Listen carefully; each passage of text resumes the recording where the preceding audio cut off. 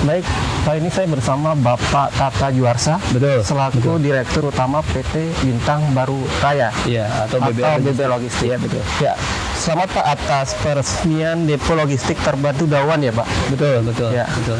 Mungkin bisa dikasih gambaran Pak, kenapa dari BB Logistik tertarik akan proyek ini Pak? Ya, sebetulnya impian kita sudah lama bahwa idealnya di dalam konsepnya logistik itu ada suatu hub ya, atau interkoneksi di mana pertemuan antara truk-truk yang besar dengan truk-truk yang kecil. Karena konsepnya tracking kan the biggest the cheapest. Kalau kita angkut dengan jumlah besar, cost per unitnya lebih murah. Okay. Nah, tentu saja ini membutuhkan suatu tempat ya, di mana akan menjadi aktivitas cross docking Pak. Jadi pemindahan dari truk besar itu ke truk kecil. Karena kenapa harus dipindahkan truk kecil? Karena distributor yang membeli barang kan tempat gudang-gudangnya itu kan di lokasi-lokasi yang kecil, terbatas. Jadi truk yang besar itu tidak mungkin masuk. Jadi misalnya dari Surabaya untuk kirim ke Jabodetabek dan sekitarnya, kan selama ini misalnya ambil contoh ya, pakai kol diesel Pak. Kol diesel itu ongkosnya ya kira-kira untuk 5 ton itu sekitar 4 juta per trip ya. Nah, kalau kapasitasnya Big Mama seperti yang kita punya itu di situ, itu bisa 6 kalinya Pak, ya 30 ton. Nah, kalau tadi 4 kali 6, 24 juta kan dari Surabaya sampai dengan tujuan akhir di sini. Nah, dengan bawa truk besar dari Surabaya, kemudian kita lakukan cross dock, dipindahkan ke truk-truk kecil yang nantinya akan menjangkau tempat pembongkaran yang lokasinya parkirnya kecil-kecil, itu bisa menjangkau sehingga terjadi efisiensi Pak. Efisiensi bisa sekitar 20%-an lah kira-kira Pak. Apabila kita bisa lakukan dengan cara cross docking seperti itu Pak. Sehingga nantinya diharapkan bisa menurunkan biaya transportasi. Terobosan yang dilakukan BBR ini termasuk yang pertama kali atau gimana Pak? Sebenarnya kalau secara tradisional banyak yang sudah lakukan, tapi tentu saja di sini ini juga di samping tadi ini kan cross docking ini kan hanya salah satu fungsi Pak. Mungkin saya bisa sampaikan gini, setiap pengusaha truk dia harus punya truk dan biaya operasional Pak. Biaya operasional itu 2 bulan biaya operasional, karena kan kita pelanggannya kan kebanyakan korporasi Pak. Korporasi itu dibayar berdasarkan agreement. Kira-kira 2 bulan lah dari mulai kita angkut sampai dibayar itu kira-kira 2 bulan. Berarti di samping kita investasi truk, kita juga harus punya modal kerja. Ditambah harus punya tempat garasi orang sebut ya, full atau garasi. Nah, garasi ini kalau orang sewa misalnya atau beli, ada truknya atau tidak, tetap kan biaya jalan. Nah, kita fasilitasi dengan logistik hub ini menjadi garasi bersama. Dan biayanya tidak menjadi biaya tetap karena orang masuk ke sini dicas sesuai dengan kedatangan. Dan saya pastikan biayanya tidak lebih mahal apabila mereka melakukan parkir di tempat yang informal lah, misalnya di bawah pohon. Sama aja bayar misalnya per hari, misalnya 40 sampai 50 ribu per malam, per hari lah. Saya pastikan kita tidak lebih mahal dari itu ya.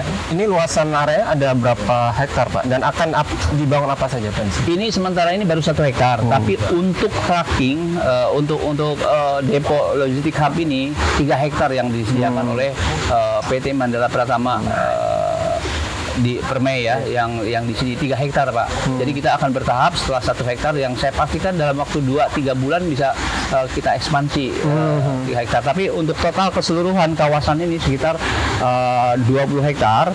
Kalau total keseluruhan dengan yang milik Pak Tommy itu sekitar 700 hektar lah kira-kira. Dan akan dilengkapi oleh fasilitas apa saja nanti Pak? Kalau yang di dalam kawasan ini nantinya kan berarti kan orang bergabung di dalam hub kita. Dengan 3 hektar itu kira-kira bisa menampung 1000 truk. 1000 truk ya. 500 sampai 1000 lah ya kan. Nah, misalnya kita beli ban, beli spare part, beli kebutuhan lain untuk penunjang aktivitas bisnis truk. Tentu saja beda kalau beli 100 dengan 100. Betul. Nah, dengan bergabung kita bisa mengundang partner untuk menjadi mitra kita. Kita sediakan tempat-tempat di sini mereka Pak. Pertama bengkel, kedua spare part. Spare part itu ada ban, ada oli, ada spare part yang lain seperti kanvas rem, kopling, dan yang lain-lain, termasuk BBM. Jadi saya punya captive market loh. Jadi ada SPBU di sini nantinya Pak? Gimana Pak? Ada SPBU. Ya, SPBU yang untuk keperluan yang ada di sini Pak. Oke. Jadi kita akan lengkapi semua itu menjadi suatu ekosistem di dalam bisnis angkutan Pak. Semua kebutuhan terpenuhi, termasuk di dalamnya kita bisa merekrut sopir dan memberikan training sesuai dengan kebutuhan. Jadi kita secara tidak langsung memberi efek penyerapan tenaga kerja informal. Seperti tadi saya jelaskan bahwa pemerintah terbatas menyediakan lapangan kerja dengan angkatan kerja yang banyak, yang terbatas ditampung di sektor formal. Nah, ini menjadi alternatif Pak, karena nanti ada domino effect juga kan di sini, nanti ada warung-warung yang bisa berjualan di sini.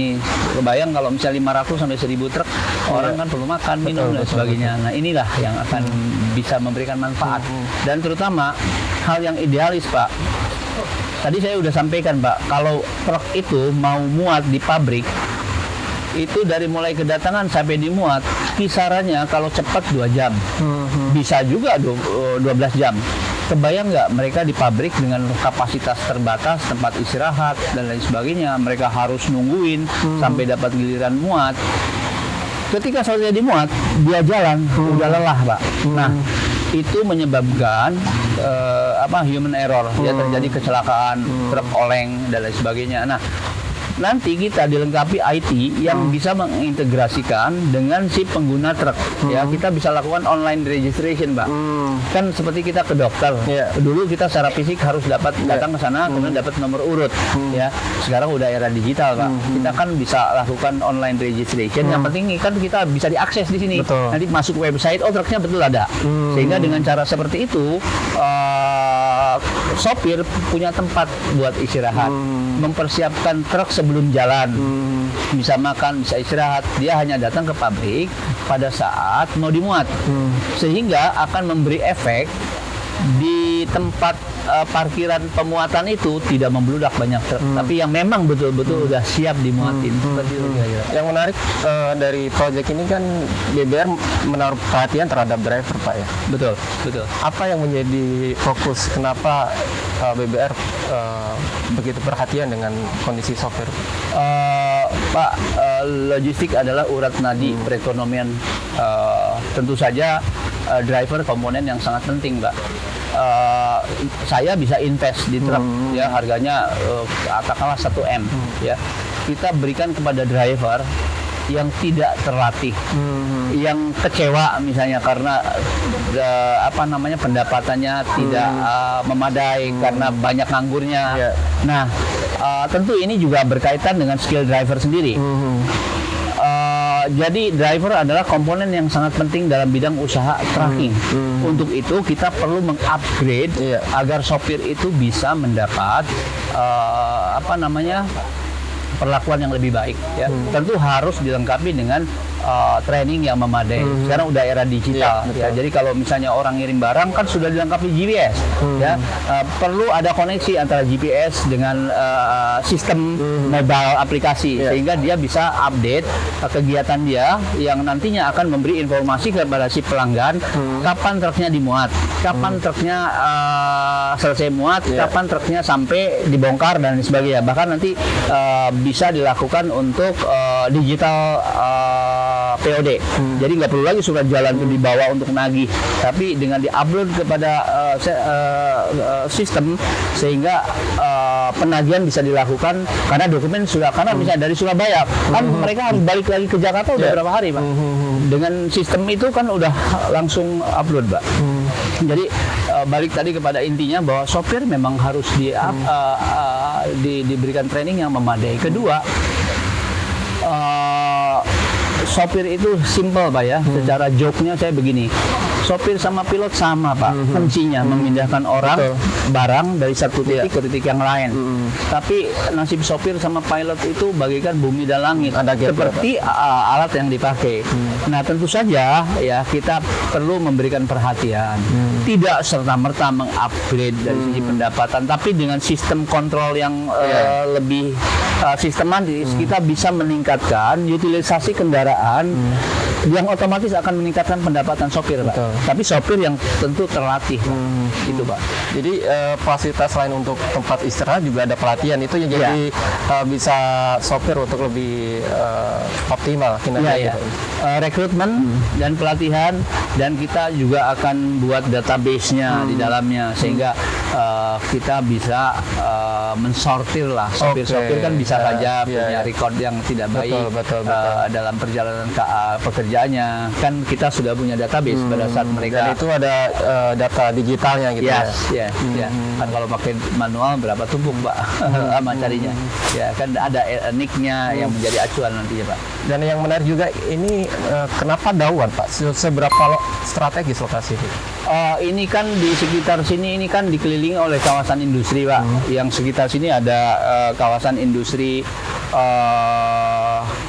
apa namanya? Bukit Indah, ya. Kemudian ada Surya Cipta, kemudian ada juga yang sekitar apa ya, di Hens ABC itu Kelari, ya. Kemudian juga ada KIC dan seterusnya ke sana, Pak. Sementara juga ada kawasan-kawasan industri yang baru dikembangkan ke arah timur. Nah, pemilihan lokasi ini tepat karena juga tidak jauh dari lokasi akses tol. Tentu saja ini akan memberikan efek yang baik terhadap efisiensi, Pak. Apakah ini juga termasuk dipersiapkan dalam rangka adanya Pelabuhan Patimban yang mungkin juga dekat di sini, Pak? Salah satu pertimbangan itu, Pak. Kita tahu bahwa Tanjung Priok ini sekarang macet, ya. Bahkan orang yang deponya di sana itu untuk antrian mendapatkan kontainer ini kan lama. Itu akan berpengaruh kepada bisnis angkutan karena dengan cara lama ngambil kontainer kosong, kemudian juga dia pergi ke pabrik, dimuat, ekspor, nanti setelah itu apa namanya, aktivitas lain, itu menyebabkan utilisasi kendaraan rendah.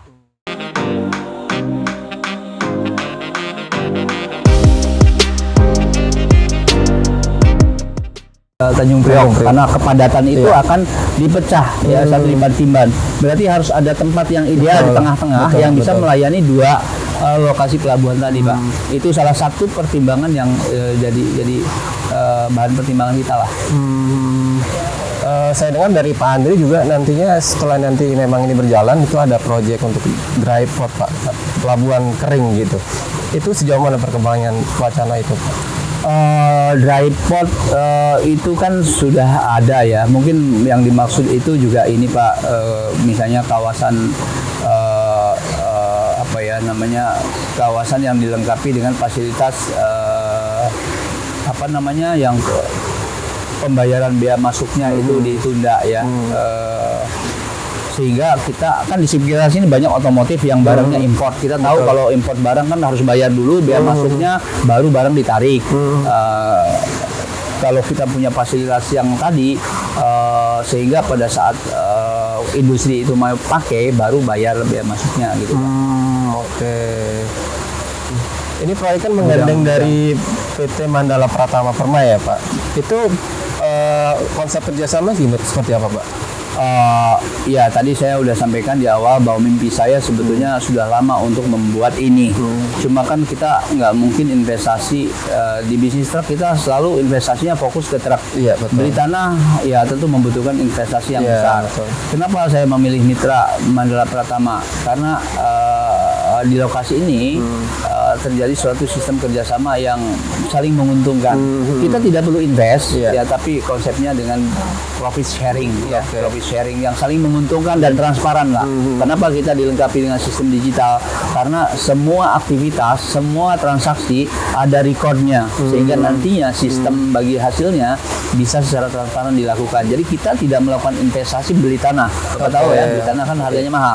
Ini Mandala Pratama Permai itu menyediakan lahannya, ya, kita bangun infrastrukturnya dengan konsep profit sharing tadi, Pak. Selain teknologi digitalisasi yang tadi Pak Tata sebutkan, apalagi, Pak, yang teknologi canggih lain yang akan diterapkan di depo logistik ini? Yang pasti bahwa sistem digital tadi kan harus juga dilengkapi dengan device lain, salah satunya GPS ya. Kita kerjasama dengan provider GPS sehingga nantinya ketika truk itu masuk ke sini, ketika diregister harus manual dulu lakukan, misalnya apa acuannya dengan nomor KTP misalnya kan nicknya. Tapi kalau truk itu sudah dilengkapi GPS yang terkoneksi, nantinya tidak perlu lagi input manual seperti tadi. Cukup mendekati areal ini sehingga bisa dilakukan automatic registration. Ditambah itu BBR sendiri sudah 7 tahun menggunakan TMS, Pak. Custom Management System. Udah 7 tahun kita menggunakan TMS. Dengan TMS ini kita bisa melakukan kontrol terhadap aktivitas bisnis kita, termasuk di dalamnya fleet management. Fleet management itu kapan truk itu harus diperpanjang STNK-nya, buku kirnya, kapan harus ganti oli, kapan bannya itu harus diganti. Selalu ada sistem yang mengontrol itu. Kalau manual kebayang nggak dengan ribuan truk. Nah, TMS salah satunya, Pak, yang menunjang dalam aktivitas bisnis ini. Baik, terakhir Pak Tata, mungkin target dari BBR terkait ini ke depan seperti apa, Pak? Ini kan hanya salah satu, Pak, fasilitas yang dibangun dan ini pertama kali lah kita lakukan secara skala besar. Nantinya target saya di setiap titik di tengah dan di timur, di barat mempunyai fasilitas yang sama dan terkoneksi, Pak. Terkoneksi. Nantinya secara nasional kita buat. Kan tujuan utamanya selain tadi keselamatan, kita juga rekrut driver, efisiensi terhadap transportasi kos.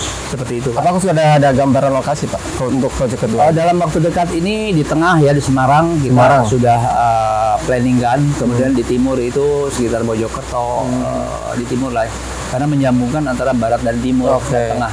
Dan itu yang lokasi yang memang dekat dengan kawasan industri ya, Pak? Iya, betul. Lokasi kawasan dekat industri, kawasan industri dekat industri dan juga dengan jalan tol, Pak. Sehingga truk itu kan besar ya dimensinya.